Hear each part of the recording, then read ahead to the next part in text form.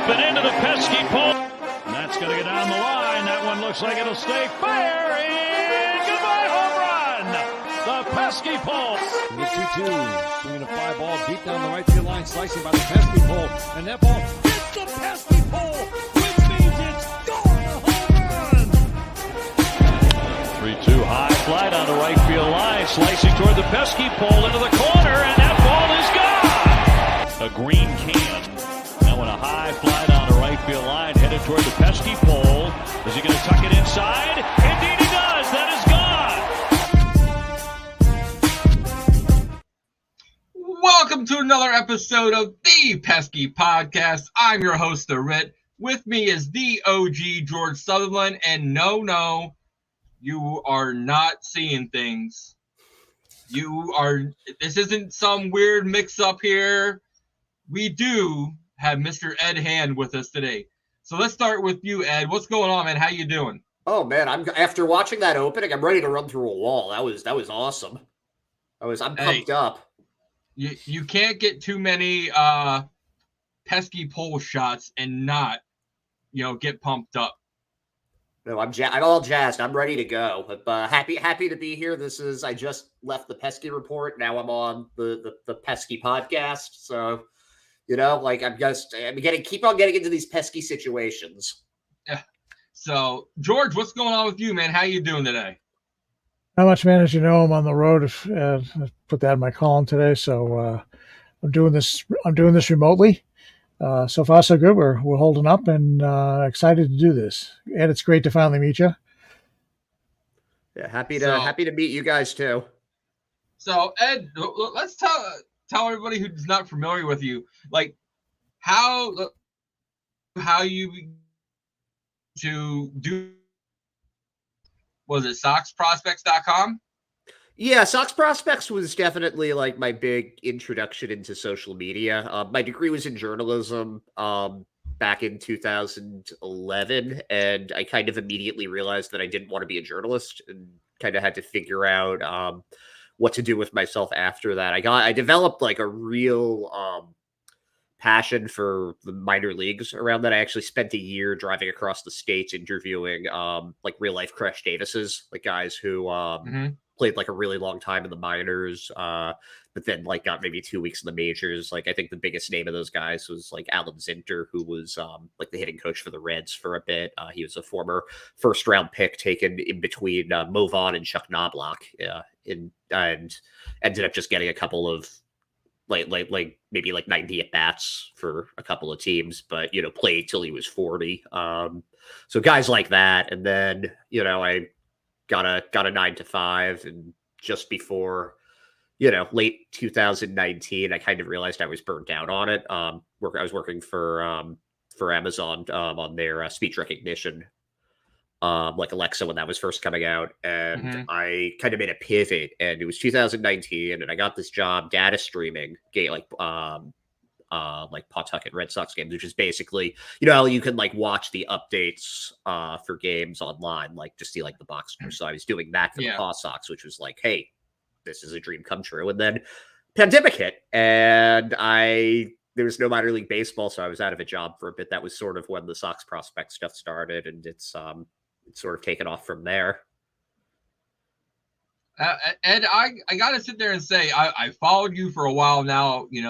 One of the biggest things that I love to see you do is the tournament you put together. It's all out of fun. It's all out of good nature. We are striving here at the Pesky Podcast to make it on the tournament next year. So that's one of our goals here. So we're going to push hard and try to be positive about it. So the qualifications for the tournament are totally arbitrary. I kind of decided based on who people seem to like a lot, and I did like a play. I thought this was kind of fun. Was for like the lesser known accounts, I did like a play-in tournament in July, just because I was really bored around the All-Star break. But yeah, I mean, it's a lot of fun, and I think it's good exposure also for accounts like within the community that you might not necessarily be as aware of. And it's like usually the usual suspects end up going longer in it. But I think it's a nice introduction, and it's like it's like a cool feeling to be acknowledged for the good work you've done during the season. Yeah, we are here on the Pesky Podcast. We just released our first round of tournaments of guests that we've had on. So Keith Folk and Devin Marrero got the bye because they're big major leaguers. So let me scout down here real quick. I feel like folks probably got this one in the bag. I mean, that man's like a regional hero here. I know. Round one, Narciso Crook is taking on Tyler Dearden. That's a good one. I think we've got Dearden coming on with the show that I do with Parker next week on the To the Show We Go. I believe we have Dearden coming on that one, so that's cool. Dearden's a great guy overall. Is going against John. So we have Hunter Dobbins coming on again, I think Friday. Oh, let's go. Hunter's awesome. Just fantastic. Yeah. Great pitcher, fantastic dude. Theo Denlinger is taking on Joey Stock, the Viking. Oh, you got Denlinger? Yeah, we had him on. Hell yeah. We're working on some behind the scenes stuff, mixing baseball and blacksmithing. Nice. So, is he gonna make you an axe? Oh, I would love to. Like a big old battle axe signed by him. That'd be awesome. Dude, Denlinger looks like he was like a Viking that escaped into like today's times. Like you remember that show Outlander where like they went back in time? Yeah. Like reverse Outlander. And then Maceo Campbell is going against Alex Hoppe. That's an interesting one. I mean, Hoppe's that kid's nasty. That kid's got a fast. Mm-hmm. So, and last but not least, the recently retired Kier Meredith is taking on our boy CT. Ooh, that's another good one. I like Kier a lot. I wasn't expecting him to retire, but it's also not a total surprise, if that makes sense. Yeah, it was funny. We got him. He announced his retirement. CT went and retweeted it, and I always, throw out there in their messages.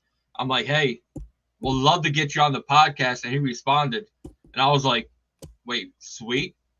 So we were actually his first post-retirement.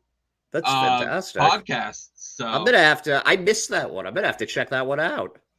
Yeah, it was a couple weeks ago, wasn't it, George? Yeah, 2-3 weeks ago. He's such a cool guy. He's a really nice guy. Clemson, right? Yeah. So, unlike the Pesky Podcast, where we don't have problems getting people to come on, let's just go right into it. The Red Sox are having a heck of a problem getting a GM to interview, let alone in the front door. So, George, you just wrote a nice little article about it that you just released. So let's start with you. What's going on with the Red Sox? Like, we can't get nobody to interview? Is this the legacy that we have become? Yeah, I mean, this is just an absolute mess. Okay, if and you're thinking about it's just baseball. Well, not really. If you've ever taken over as a manager someplace and you're not allowed to bring in your own people, or you're not, you say, well, this person has to stay, or this person's already been promised a job. It's not that enticing. Well, baseball operations is key because you want like-minded people, and the management gave AC a large vote of confidence, keeping him on. Pressure's on him to win because he's got 1 year left in his contract. But you look at baseball ops. You got Eddie Romero still around. You got practically the entire team is still there. Plus, as I mentioned, if you're only going to last 4 to 5 years, your chance of making a legacy out of the thing is pretty tough because you're always looking over your shoulder. And you also have an owner who has a short attention span and, is out chasing the next new thing every 4 to 5 years. This all goes back to John Henry, and I commented today in my column. I said, look, I said he's had up and comers like Theo Epstein and did really well. He brought back old buddies of his, Dombrowski, and then he goes after the new greatest thing, which is, hey, I'm going to run it on the cheap, and make analytics the lead dog in the pack, and so he hires Chaim Bloom. Well, none of those things lasted very long. And that's, if you're looking for stability and you're looking for, hey, I want to make my bones someplace, or I want to, I want to take the Boston Red Sox job, and I want it to be a legacy position for me. The way this has been running, this is not the place for you. So yeah, it's kind of it's dysfunction at with large D. So. Yeah, Ed. Well, what are your thoughts then? I think that's a pretty good synopsis of what's going on. My interpretation of it is that the only person that really makes sense for it is somebody that's already in the organization. So if Eddie Romero ends up with the job, that makes sense. He's already familiar with Cora. He's already familiar with the staff there. So that, I mean, just reading the tea leaves, that's what it says to me. But they do seem to really be placing an emphasis on doing more interviews. Which I think wasn't Bloom the only guy that they interviewed like in the last one. So I'm not really sure what the strategy is here. I feel like it doesn't really benefit them to take their time on this with the GM meetings coming as soon as the World Series is over. It's a very strange situation. I don't really I can't say I really understand what the logic is, especially considering they fired Bloom to get a head start on this in like September. What is taking this long? Yeah, one of my big things that I'm always like, if you look at the past there, Dombrowski, they told him win us championships. He won a championship. He won 2 championships and got rid of him. Wait, what? He's doing what you asked. Then Chaim Bloom comes in, build us a farm system. He built one of probably the best farm systems we've ever had in quite some time, and then they get rid of him. Like, there is no job security there, and then to be told, okay, well, these people are staying, so you don't get to bring in, just like Chaim didn't get to bring in his own managerial team or any of that. The next one, okay, AC's your manager, no matter what.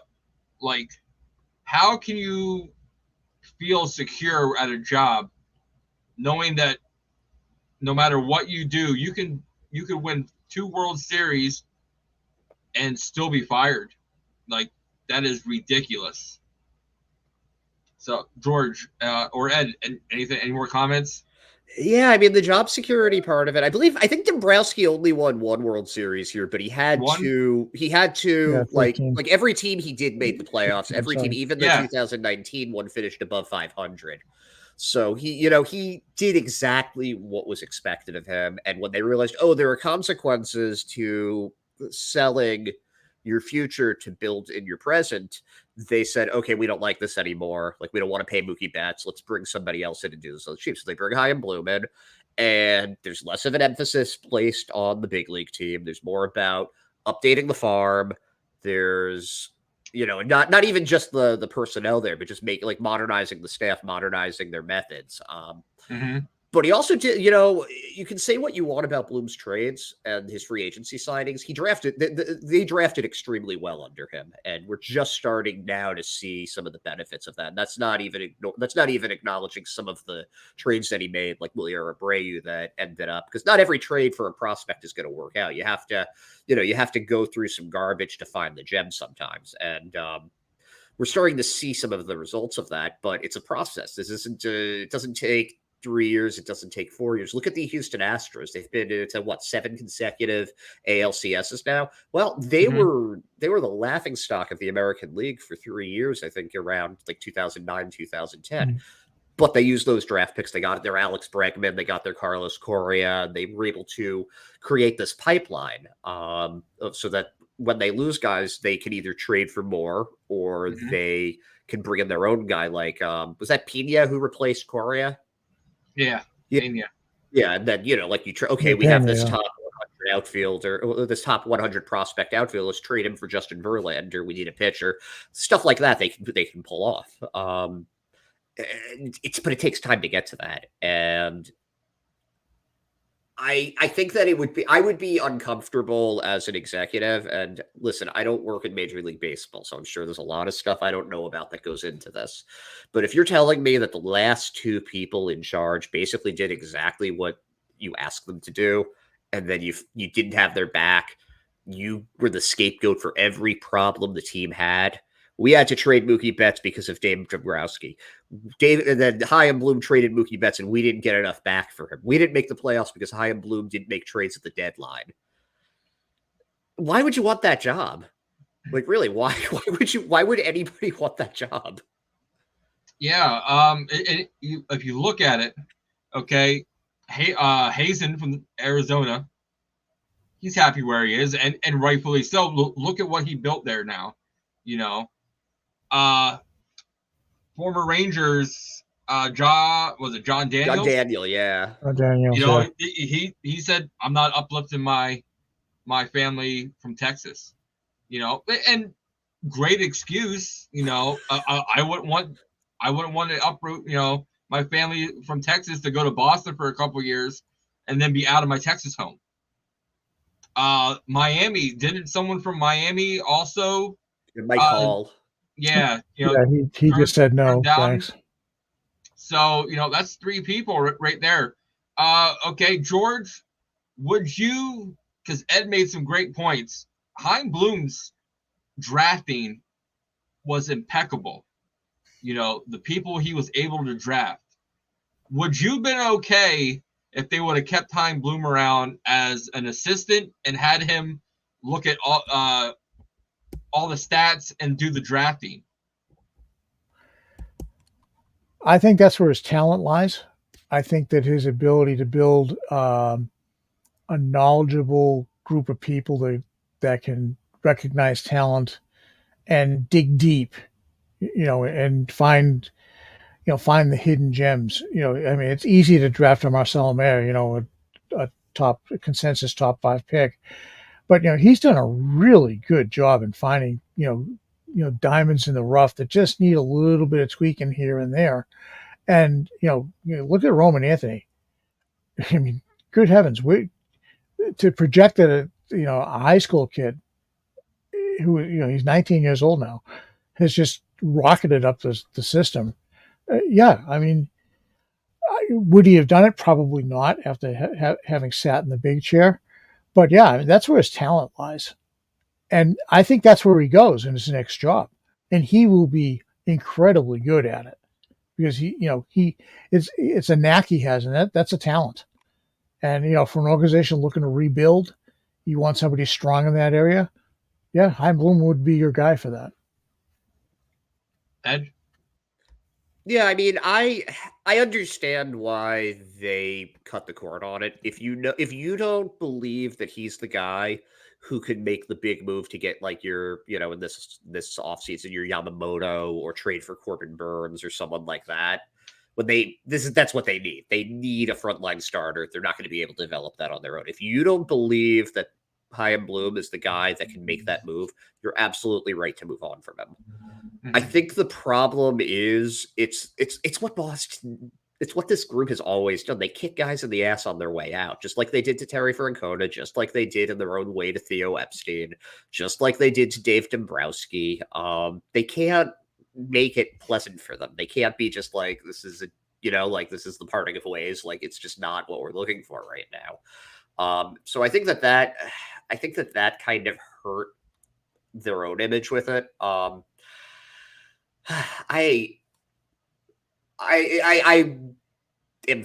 It's frustrating to watch as a Red Sox fan when you're kind of alienating people from potentially wanting to come here. Yeah. The one that he's doing the same thing clubs like San Diego and spending it, just splurging. He is more along the lines of strategically spending money. He got Trey Turner. He's got Zach Wheeler. He's spending money, and he's spending money on another man who we're going to switch over now, Bryce Harper. Bryce Harper, he's been doing some things, shutting some people up. And I've said it to George. I've said it, to a few other people. Bryce Harper resembles what the city of Philadelphia is in baseball. He was okay in DC, but his attitude, the way he portrays himself, is all about that city of Philadelphia. And I want to talk about some stats. Comparing Bryce Harper, I know you guys don't want to talk about, anything but Red Sox, but I've gotta sit there and point this out. We're going to compare Bryce Harper postseason stats to Mr. October himself. And could Bryce Harper, since he's been consistently in the playoffs now and on a great winning streak, could he be the next Mr. October? So let's start with George. George has got Mr. October stats. I do.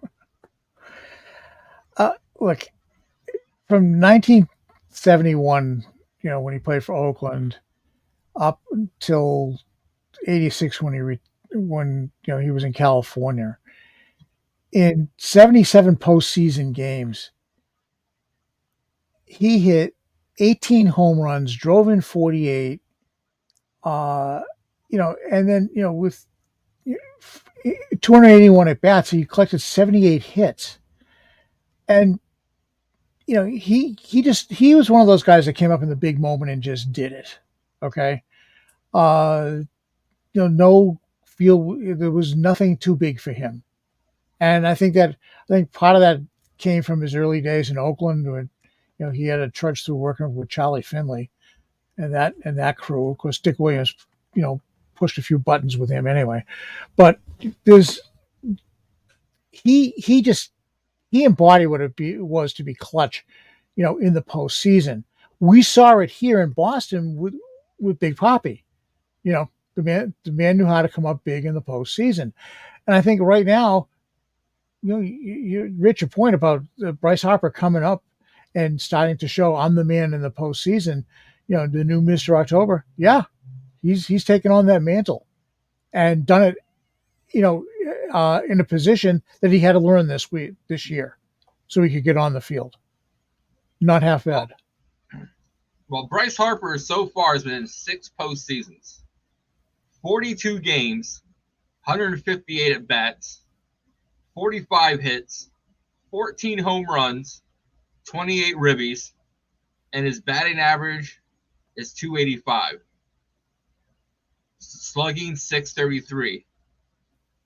On base percentage of .384. That's pretty damn good, and he's been coming up with some great moments, and he hears things that he's not supposed to hear, and it just adds more fuel to the fire. So, Ed, what are your thoughts? Let's compare and contrast. It has been fun as hell to watch Bryce Harper, but he is not Reggie Jackson yet. And there's one stat that didn't get brought up in this that exemplifies it, and it's how many World Series rings does Bryce Harper have, and how many does Reggie Jackson have? Jackson has 5. Harper hasn't won his yet. So until Harper gets a couple of those under his belt, he hasn't gotten that grand prize yet. He needs to get there. I think that Ortiz is more of a Mr. October right now than Bryce is, but that doesn't take away from what he's done. And he's still got plenty of time. That Phillies team, if they can get because they're going to lose Aaron Nola after this year most likely. But if they can replace him with another pitcher somewhere, like they'll be fine. I mean, that's a powerhouse team if there ever was one. And with Dombrowski at the helm, he's gonna run that out as long as he can. But I don't think he's there yet. I think that you need to get the big prize before you can be in contention. Yeah, I just love to hear people compare and contrast because, right now in the postseason, Bryce Harper, everyone's talking about, is the flavor of the month,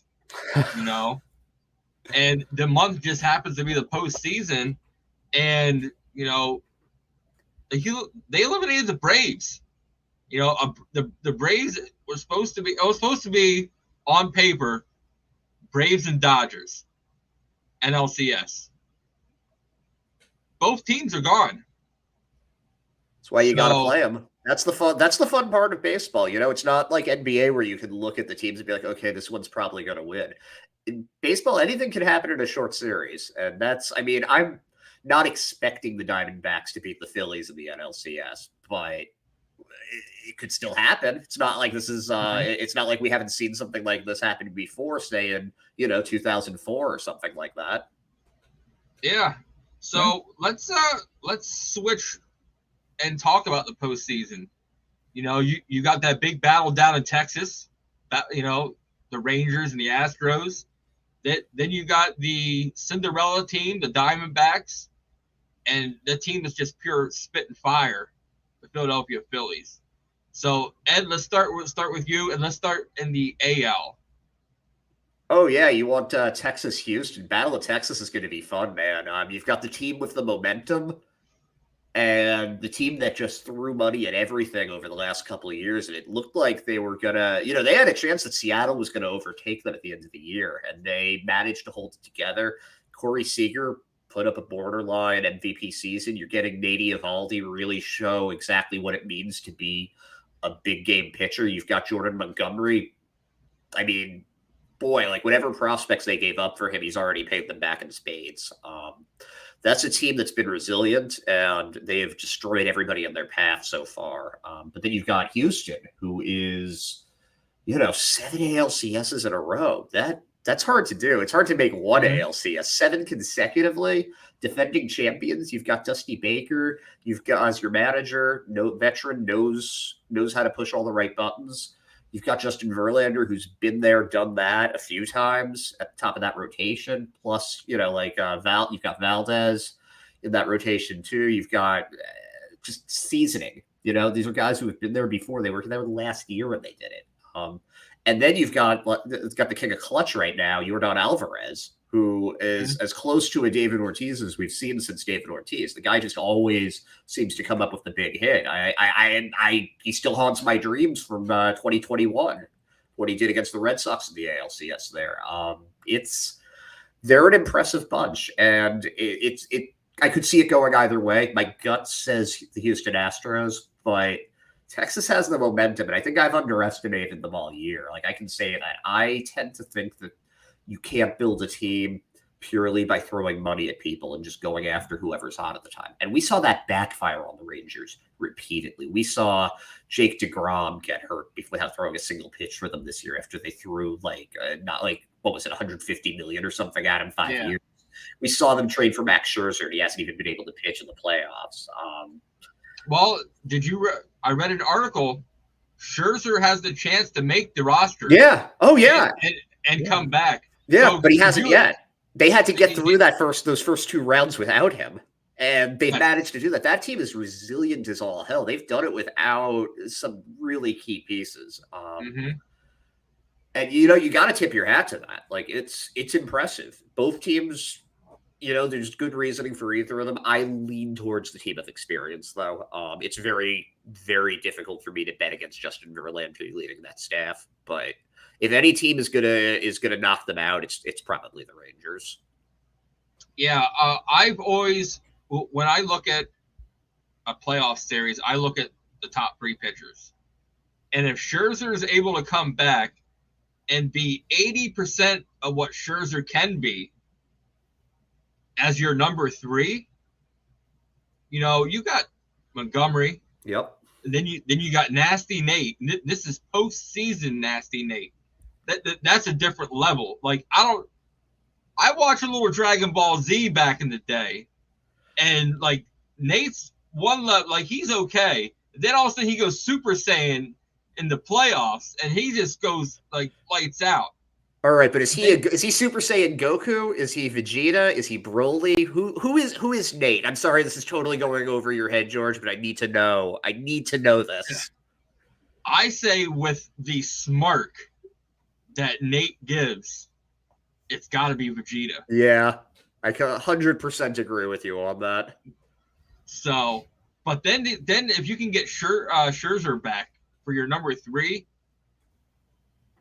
it's going to be tough. Like, yeah, Houston has that experience, but you're going to have to play a almost perfect game of chess, not checkers. We got to play chess to be able to get not 1, not 2, but 3 of the starting pitchers to get to the bullpen. But Texas's bullpen is pretty damn good too. So I just hope that there's a Verlander Scherzer matchup. How cool would that be? Oh, that would be great. That'd just be good for baseball. 2 grizzled veterans. I'm still a little upset with Verlander. You know, when he went and yelled at AC that one game. You know, but like, dude, you know, just sit down. So.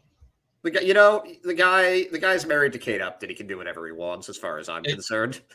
Exactly. So, OG, what's going on, man? ALCS, who you picking?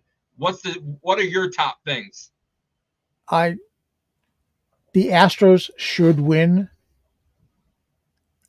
but it would not surprise me if the Rangers got to them. I think they may have caught fire again, and periodically through the season, they have these stretches where nothing matters and they just mow everybody down. If they're on one of those stretches, Houston's in trouble. You know, they got it. You saw Nate the other night. Okay. He looked like the Nate Eovaldi that we watched, you know, in 2018. Right. I mean, he's just a presence on the mound. Come on, boys, hop on my back. Here I come. All right. Follow me. That's key. And right now they're getting contributions from the people they need to get contributions from. As I said, if they go on a hot streak, you know, it's a tournament, right? You know, you catch the hot hand, you run with it.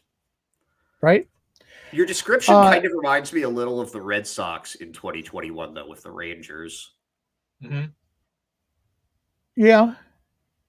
I mean,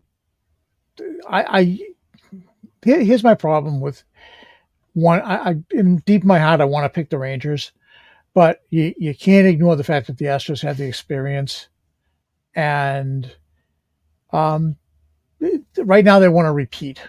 Okay, I think that's in the back of their head. I think they're looking ahead a little bit as well, but yeah, it's gonna listen. It will go 7 games. Or could go 7 games. I have no doubt at all. You know, up until now, you know, we've had sweeps, 2 4-game series, you know, and things like that. This one's going to go probably at least 5, probably 6, maybe 7. That's good for baseball. Bad. Yeah, it's been kind of a boring postseason in some ways. You know, the drama's been there. But I like my elimination games, you know? Yeah. But, you know, it's been fun at the same time. Some big name teams who did amazing things in the regular season, you took one to the head, you know, see also the Dodgers and the Braves. But yeah, I mean, my heart wants to pick Texas, but you know, the common sense in me says, no, you got to go with the Astros. So.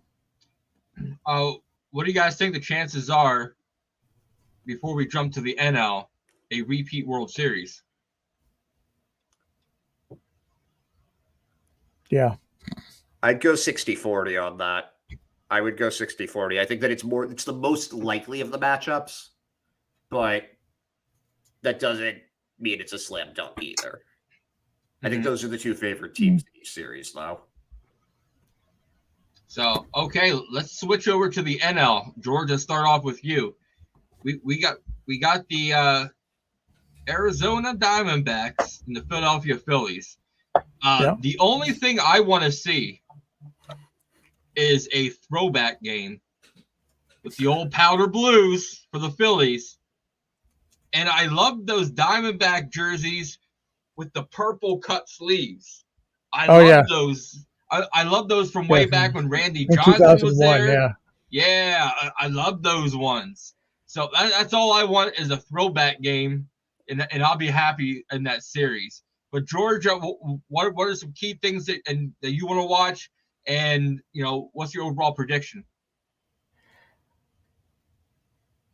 I think Philly wins. I think that this series probably goes 6. But the Diamondbacks are a young, dangerous, and good team. Mike Hazen has done an outstanding job putting this team together. My goodness, he's just got some talent there, but the Phillies are on a revenge tour. I've heard that a couple of different times. They are just on the revenge tour. They have a sick taste in their mouth from last October. Okay. And they want the Astros again. Okay. And that's why, they just, you look at the Phillies and they just got fire in their eyes and say, we're back. We're going to the World Series. And this is no turning that back. I'd love to see the Diamondbacks upset them. It would be great. A good, nice young team, and they've got some future really good stars in that club. But you just can't deny, the force that the Philadelphia Phillies are. And I think we're looking at. I think the chances of a repeat of last year is probably 75-25. But it's. The Phillies look like they've already punched the ticket. They're just like, okay, fine. We'll handle business here. But I think they'll have to do it in 6. Yeah, I sit there and I think the way the Phillies are mentally, they want the Astros, but if they get the Rangers, it's going to piss them off even more, and then they're going to barrel through them. So, Ed, what about you? Oh, man. I mean, it's David and Goliath, isn't it? Yeah. Phillies, I think it's like you said, the Phillies already are acting like they're there, and they're not. The Diamondbacks are another team that's been underestimated. I mean, go into the preseason with this. You have the Padres just threw money at everything. They spent like nearly $300 million on Xander Bogaerts after trading for Juan Soto and building a super team. The Giants are the Giants. They're generally pretty good. They missed out on Aaron Judge, but you're not going to bet against the Giants either. They're I think the most successful team in the National League this century. They're like the Red Sox of the NL. And then you have the Dodgers, who are powerhouse that they always are. Got their first run by. And then you have the Rockies, who are kind of like, what are they doing here? But I don't think anybody has really respected the Diamondbacks to the extent that they deserve it. And them being here, if you look at the roster, it shouldn't be that surprising. You've got a really good frontline guy in Zach Gallen. You have one of the most exciting young players in Corbin Carroll that you're gonna. I mean, that's a guy that's winning Rookie of the Year, and no one's even considering anybody else, even though like Nolan Jones on Colorado was like a 2020 player this year, and you've got other good rookies, but it's not even a consideration. He's the winner. It's not a bad team. They made one of the quietest, great relief pitcher pickups at the deadline, and getting Paul Sewald really gives them that veteran option back there, tough to hit righty, closer. But the Phillies are the Phillies. They've been playing out of their mind. The synergy on that team is unbelievable. And when guys like Trey Turner and Bryce Harper are playing to the height of their power, I mean, it's pretty impressive. And then you have a bullpen that's strong enough that, Craig Kimbrell if he's not pitching the way he needs to be, well, let's just put in Matt Strahm. He'll get the save. Let's put in, whoever. Like they've got a good team that plays well together and that has a goal and they're hungry. They're freaking starving after last season. So that's going to be really tough to overcome. But if they're not focused, if they are already decided that they are in the World Series and this is just a formality, that's where they run into trouble. That's where things could fall apart, and they have to be really careful because I think that the Diamondbacks are playing with house money, and they don't have anything to lose here. They weren't expected to get this far, and here they are, knocking on the door of the World Series.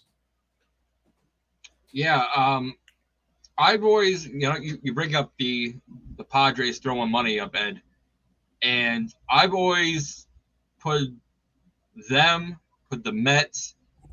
You can build super teams in basketball. That's fine. You can't build them in baseball.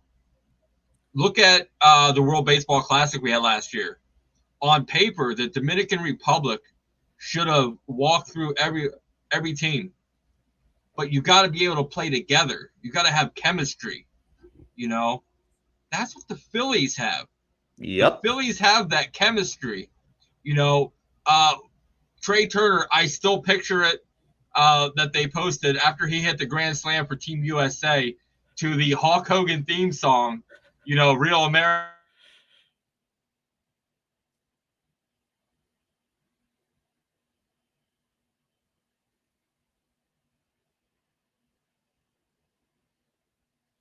I think we're breaking up here.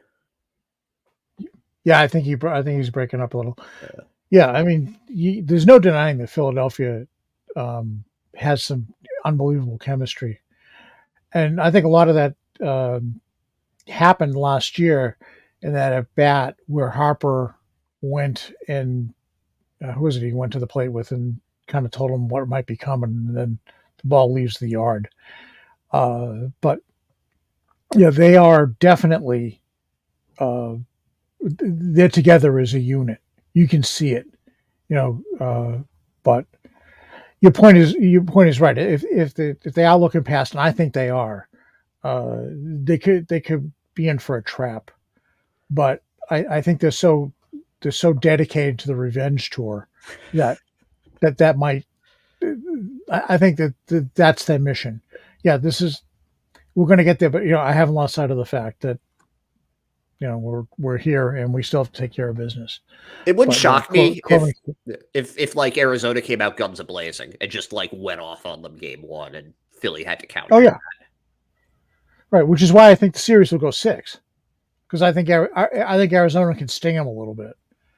And but the thing to remember about the Phillies is they saw the Braves just go, way out in front, and instead of trying to play catch up, they said, "All right. We're playing to get into the postseason, so we're going to do all the right things, set ourselves up, so that when we get to the postseason, we already know what to do." They didn't go, "Listen, we're going to try to catch them." All right, that was a very dumb thing to even think of. Dombrowski's a smart GM. He just said, "Okay, we'll build for the postseason, and we'll handle it when we get to October." And that was the right thing to do. And, they're rested. They've got the tools they need to do the job. So, that's why I think that they get to the next round. So, okay, real quick, George, World Series. Who's in it and who's going to win it? Astros, Phillies, and I think the Phillies win this year. I really do. Ed? All right, I'm dedicating this to my good friend and co-host Ryan Brady. It's gonna be Astros Houston. Astros Diamondbacks, and Astros are gonna win. I'm going. Listen. I know I'm not good at gambling. I wouldn't put money on this, but I need to see Brady's faith in Dave. He loves Dave more than he loves me, and I need him to love me more than he loves Dave. It's really simple. Well, it's kind of ironic because I'm going to go with Phillies Rangers in the World Series. Let's go. 3 different matchups. I love it. Three One of different us will be right. We're gonna sit there and keep track of this. We're gonna mark this date down. I'm gonna go Phillies winning it all though. So I'm gonna great. How's weird. I didn't think, Ed, you were gonna go Diamondbacks at all. Here's the thing. Objectively, I know that the Phillies are the favorite here. This isn't. I'm not making this on logic. I'm making this on the fact that I went to Arizona State for a year and I used to live there. So I'm. If my team 1 is the Red Sox, my team 2 are the Diamondbacks. I can't bet against them. So, but hey, we're gonna have to mark this down and everything. But Ed, it's time to play a little game we like to play on the Pesky Podcast. Fair or foul? Oh, I love the graphic. This is awesome. You guys are rolling out the red carpet for me. This is awesome. So I'm not sure if you know how fair or foul works. Explain it to me. Let's hear it. Statement.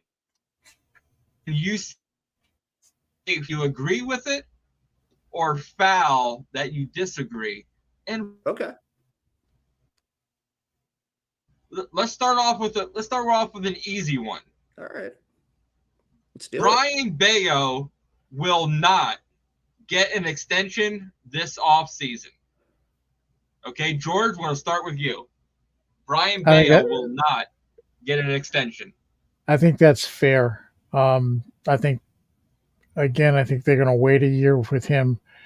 They have too many other things that they need to take care of. Other starting pitching for 1 and a power right-handed bat for 2. If they have time and the money and inclination, it might happen before spring training, but I don't see it happening. So fair. Yeah, okay. I'm going fair also on that. If it does get done, it's going to be a really team-friendly deal because he'll just take their first offer. I'm sure they will make him an offer, but we know how they have a tendency to really lowball on that first offer.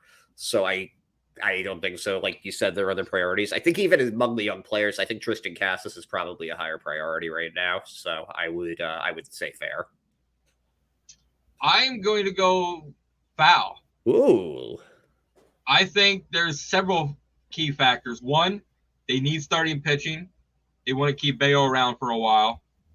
I think so. That's going to be one way. I think he's going to his connection with Pedro, how much he loves the city, the team.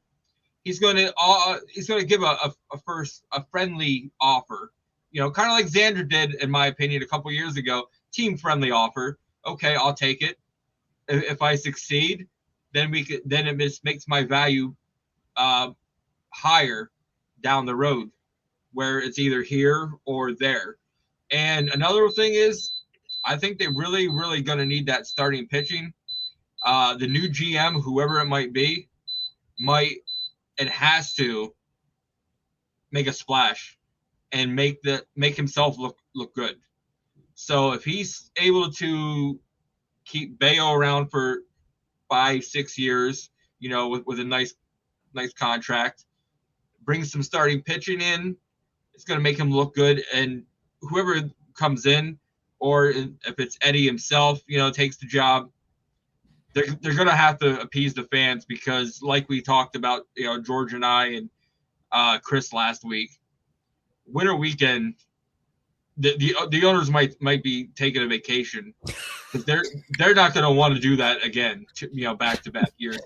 So I will go foul. There could be body doubles there. Okay. Question 2. With the rumors of the Sox bringing back the translator when Okajima was here, is that a good sign for us signing Ohtani? Ed.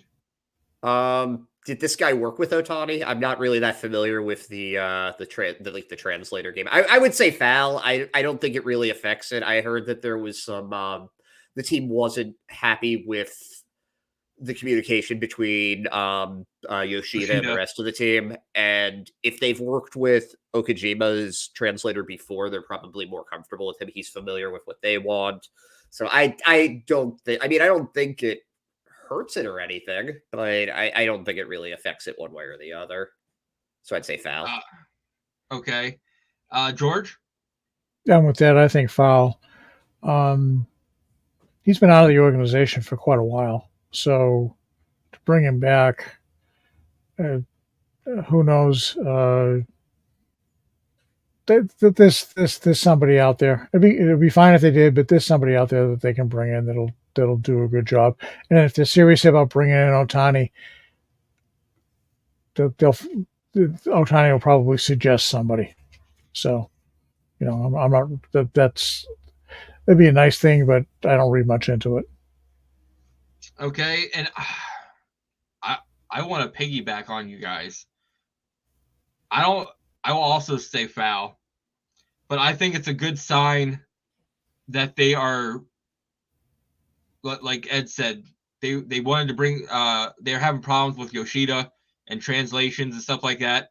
So I think they wanted to upgrade their Japanese translator, because I think they're in the Japanese market with Yamamoto.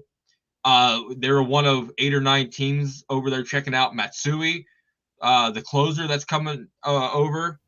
You got Ohtani. So I think they're going to be in the Japanese market, and they got to bring in someone they're familiar with. But just for Ohtani, I say foul. Next up, we're going to go with you, Ed. Alex Cora as manager is hurting the GM search. I mean, oh boy, so here's the thing, and I need to lead into it this way. I think Alex Cora is a top 5 manager in baseball. I think he is. Listen, you can complain about what you want to with him. Nobody's perfect. He's not always great with the bullpen. We're always going to question decisions when they don't work out. But I think his feel for the game and his feel for his players and his ability to get the most out of his players and the personnel he's given is elite. With that said, I don't see how knowing who the manager would be when you come in saying this guy has to be the manager would help it at all. So I would say that it probably hurts it. I would say foul on that, fair on that. Okay. George? I'm going to say fair. And the reason I agree with a lot of things you say, Ed. I think he is a very good manager. He's a bullpen killer. He's got that as a strike against him. But if you're a GM, you got to want somebody who's going to be in lockstep with you, or you've had in a relationship in the past. There's a trust factor that goes with that. You're the two guys that are going to take the heat every night if things aren't going right. So you have to have a relationship. I think Cora is respected. I think that's a good thing, but yeah, you can't fault a GM for wanting to bring in his own person. So yeah, I think fair, with a couple of asterisks thrown in. Okay, I'm going to go foul. And for the simple fact is, if you are a good GM, just like at a work, if you're a good manager, you can work with anybody hand in hand. I think AC being there for as long as he has could be a benefit to a GM. Okay, these who I feel are our strengths, these I feel are our weaknesses. Let's try to improve them. So that's where I'm going. I think that him being there would be more of a benefactor than a deterrent. I think the biggest deterrent is ownership themselves. So I'm going to say I don't agree with you, but I like the take. Mm-hmm. I actually think that's like a very solid counterpoint there. Mm-hmm. I've always, there's some weird things that I've always said in the podcast, like we talked about Verdugo leading off, that people don't agree with, but I like thinking outside the box in different ways, and heck, out of pocket trade deadline on our trade deadline show prediction was Nolan Arenado was going to go to the Yankees. That would have been wild. Like I threw that out there, and it was shocking to everybody. But it was something that was out of pocket that would have helped the Yankees lineup. You know, it wouldn't have helped them too much because they still would have, won as many playoff games as we did. I really try avoiding like making trade predictions just because it's not a science. It's not an exact science at all. There are a ton of things that make sense on paper, but we don't know the dynamic within the clubhouse. We don't know what other teams are looking for. So when I hear somebody be like, "Oh, that trade idea is crazy," unless like the value of it doesn't make any sense, it's really hard to like. If it's just like, well, why would St. Louis trade Arenado? It's like I don't know. Maybe they would. Like we don't know. But I try to avoid predicting that just because I know I'm not good at it. Yeah, I always look at that time. This St. Louis was trading off pieces. I'm like, okay, well, if they're trading off pieces, maybe they're going in rebuild mode. Arenado, you can get a lot of prospects for him. Kind of like out there in Anaheim. You know how many prospects they could have sit there and got for Ohtani and. Oh. Man, that whole situation, I would not listen. Trading Shohei Ohtani is the right move within that situation. I think that's very obvious. But do you want to be the team that traded Shohei Ohtani?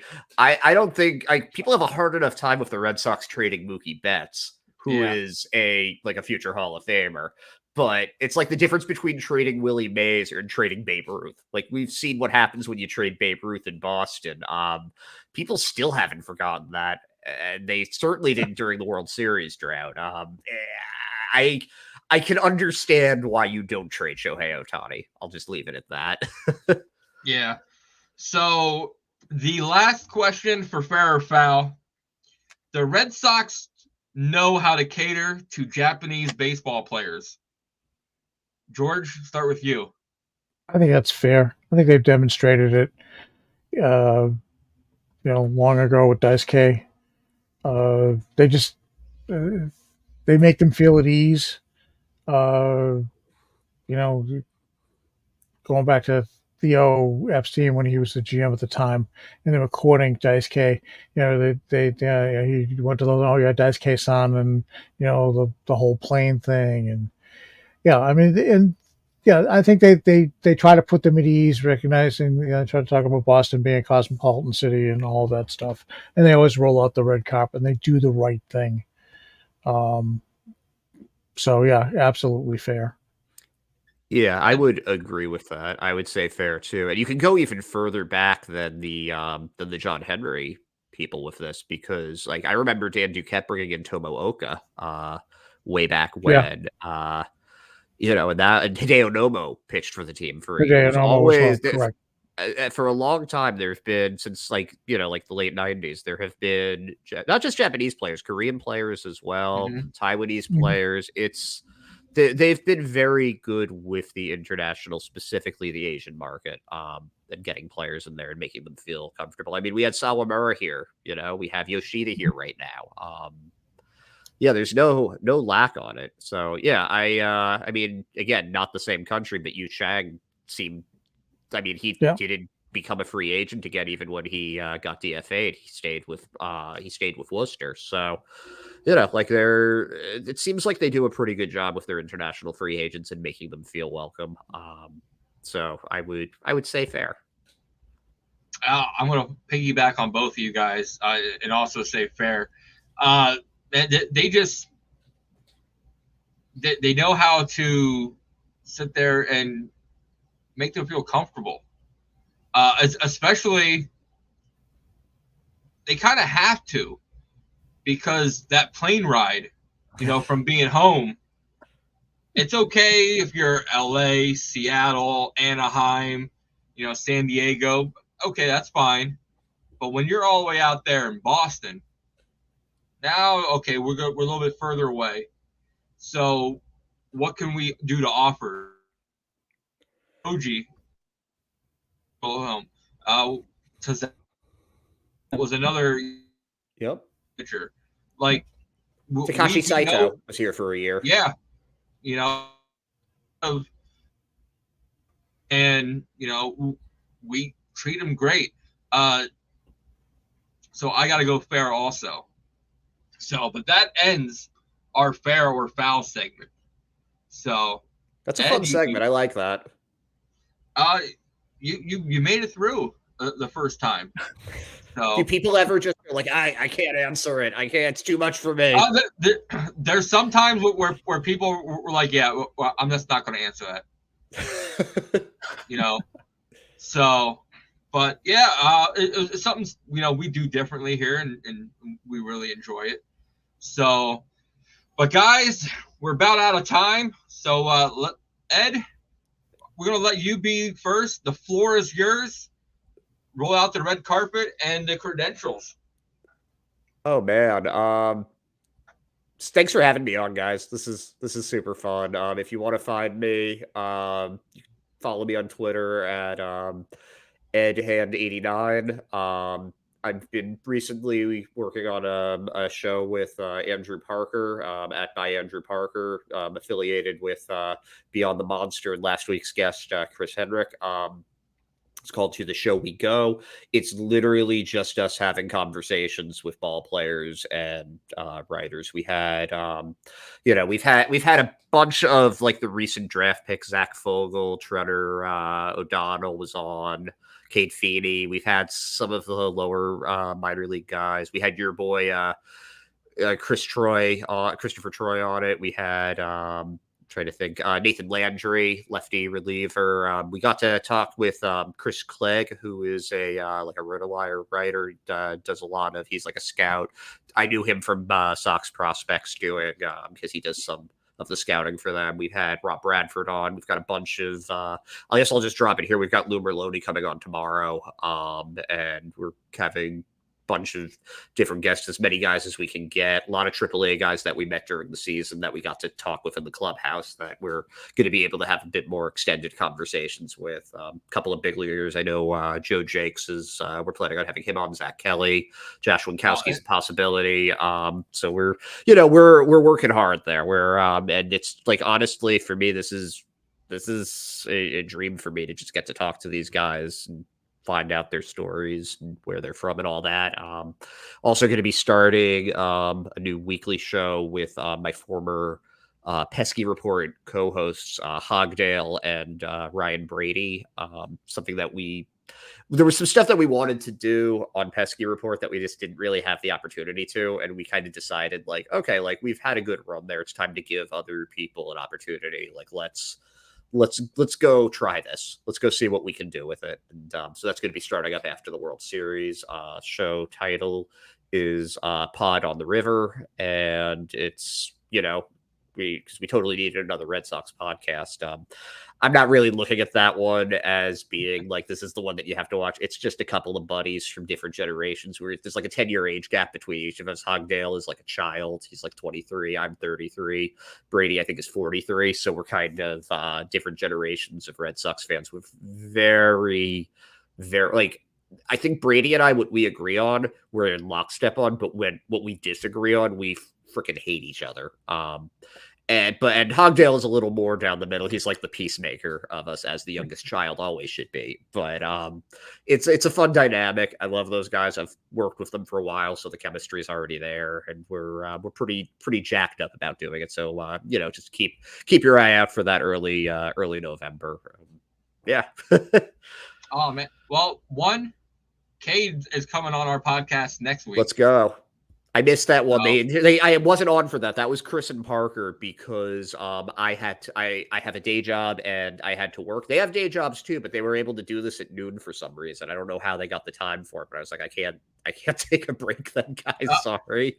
Well, when I did a wrestling podcast, I was able to get PD Williams on, and he can only do it at like 1:00.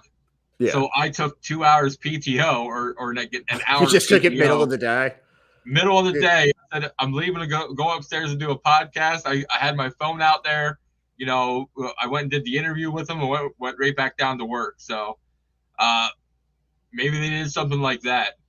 I don't know. I wish they work even. I got to tell you, the games that I'm at in Worcester are generally because I'm covering them for data streaming.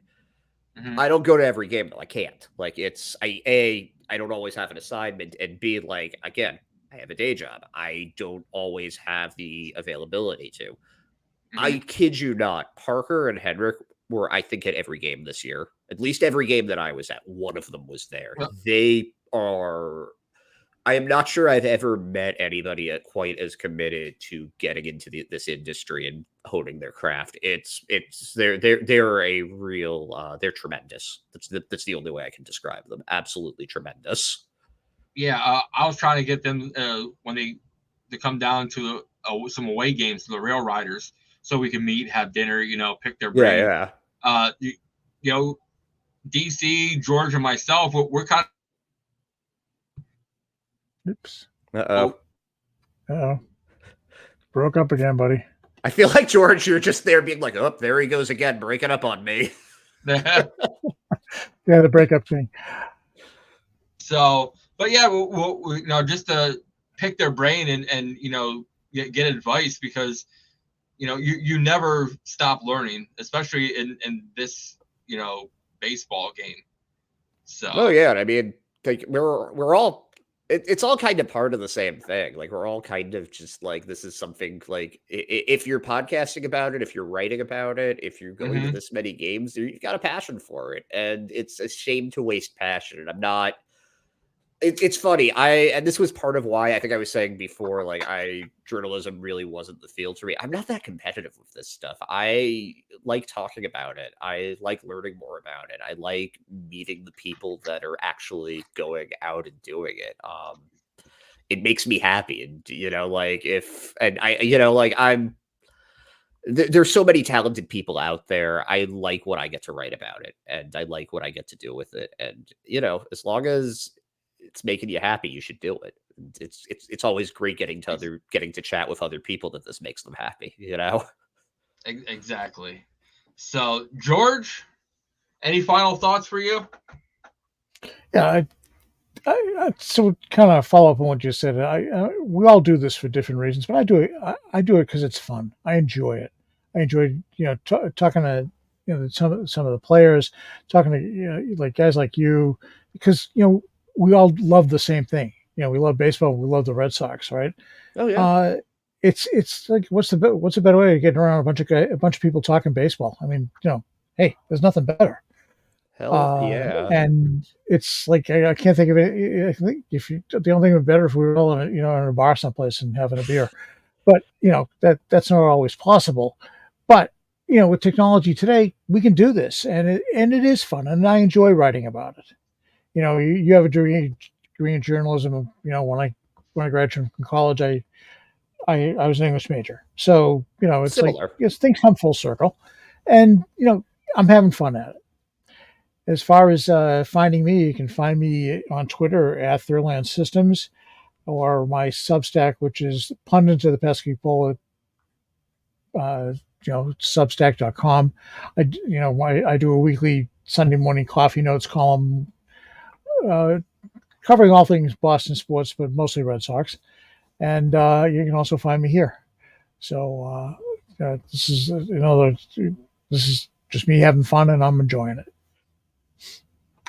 So, last but not least, head on over to the-pesky-podcast.square.site.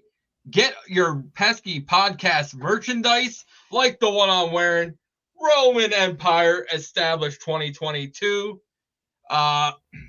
Join the growing legion on the back. Get your Hulkamania t-shirt.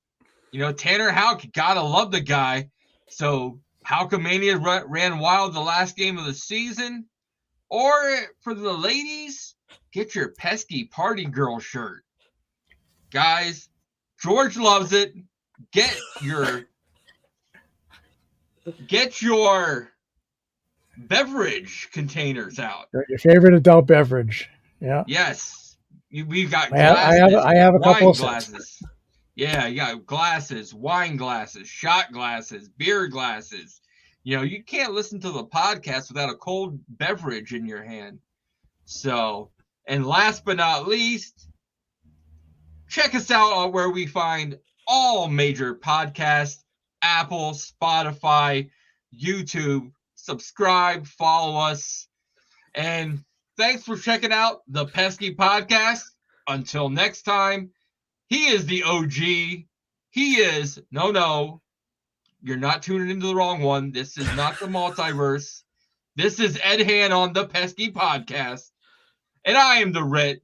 Until next time, thanks for checking out the Pesky Podcast.